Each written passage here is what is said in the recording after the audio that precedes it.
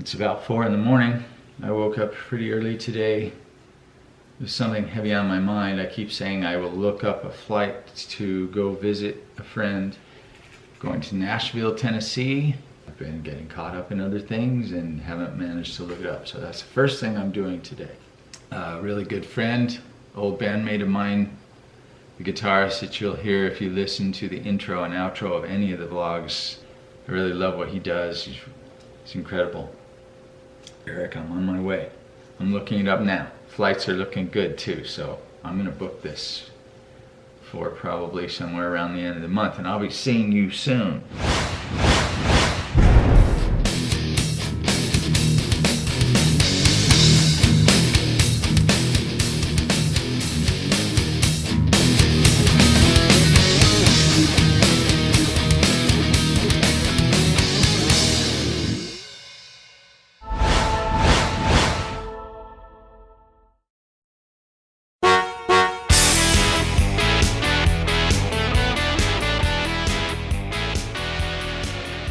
There is something inspiring in nearly everything. Although it's easy enough to fall into the trap of feeling as though every moment is mundane, repetitive, ordinary, as if you're in a rut. As a poker player, for example, I sit at a similar table day after day staring at 9 other faces gathered in a semicircle, all the while having cards thrown at me. Now, this cycle continues for endless hours and may begin to feel repetitive to say the least. Although, even within that, there is an endless beauty to be found. I'm a firm believer that our experience is directly related to that in which our attention is focused. There's always an option to change up most any situation. Anything that alters usual thinking and the way that we look at our surroundings will benefit an overall sense of well-being. What makes you feel alive? What feeds your soul? Do you enjoy learning, being entertained, traveling? Are you a foodie that likes sampling cuisine from all different cultures? Does music take you to another world? Is being surrounded by ocean and sand your happy place?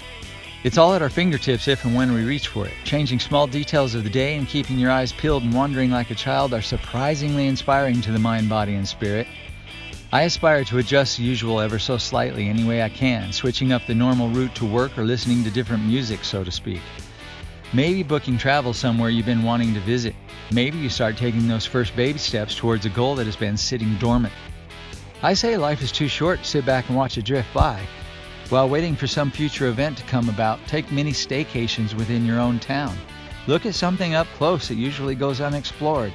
Shake things up in small ways to open your mind in a big way. When was the last time you did something for the first time?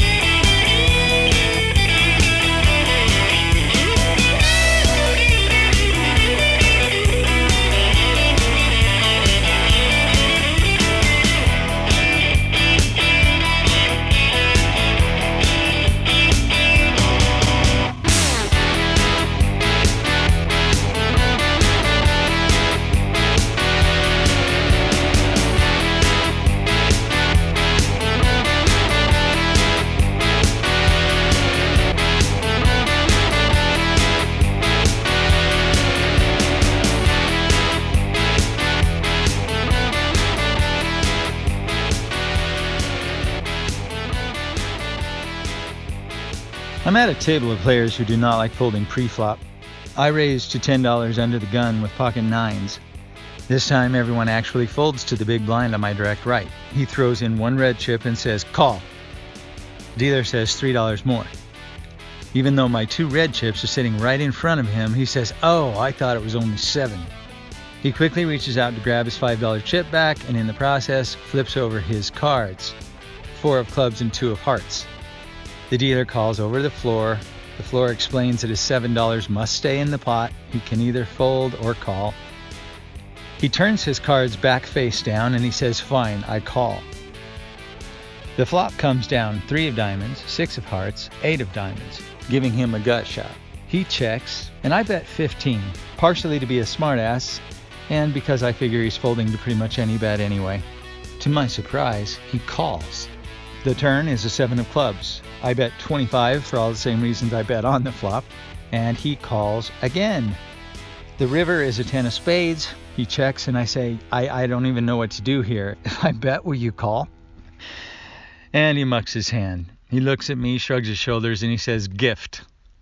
Obviously, and I appreciate it. Thank you. I love this game.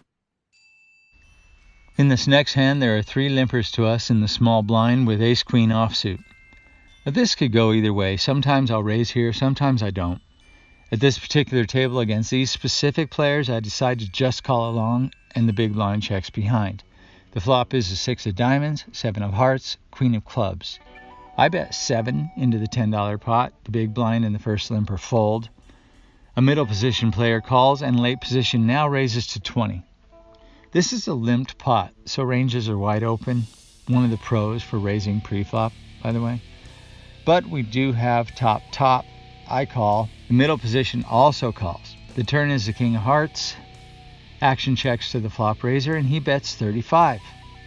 I'm not thrilled with the king, but I'm not ready to give up on the hand just yet either. I call. Middle position player also calls.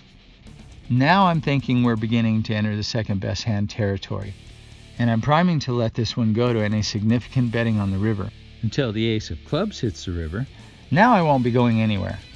Although I feel if I bet here, I'm probably not going to get called by worse, so I check with the intention of possibly inducing a bet and making the call. The middle opponent also checks. The aggressor pauses, thinks for a bit, and bets 100. I call. Middle player folds, and the bettor says, nice hand. I have nothing.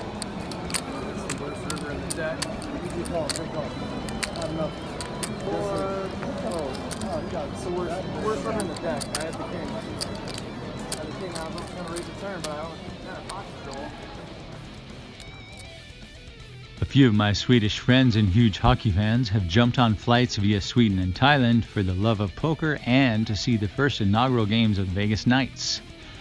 I've been invited along to one of the games, so we'll touch on a few more hands and get headed off to see this new team.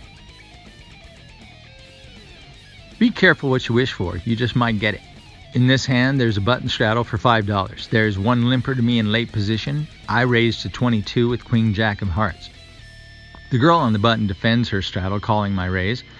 A good player, fully capable of a squeeze play in this spot, goes into what I like to refer to as slow motion mode. If you watch much tournament poker on TV, you probably know what I mean. Anyway, he slowly 3-bets to 68. It's 46 for us to call. There's 113 in the pot now. We are sandwiched between an aggressive player and the girl on the button who has not been folding to much of anything for the past few hours. And I can't say I blame her, for if she has needed a card, it has come. She is on fire. Her stack is upwards of 1,100, mine is around 750, and the 3-better started just short of 600. I go well into the tank considering multiple options, and I'm thinking about a 4-bet. I truly don't believe he has much, and she has only called our raise, so she might fold to another raise. Then I start leaning towards a call to see what develops on the flop.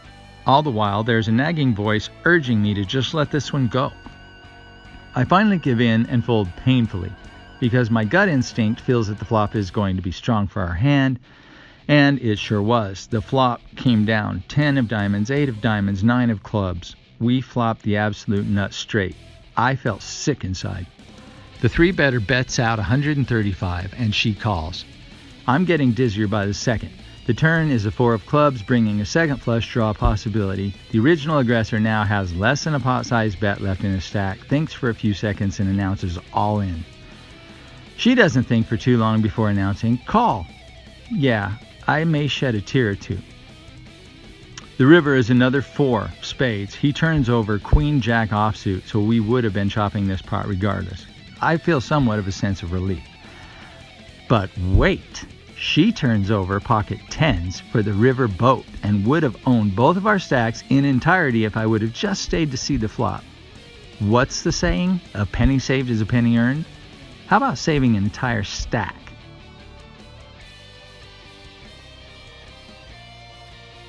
Well, that was quite a hand. One simple choice diverts a disastrous situation. I think it's time to go see this new team.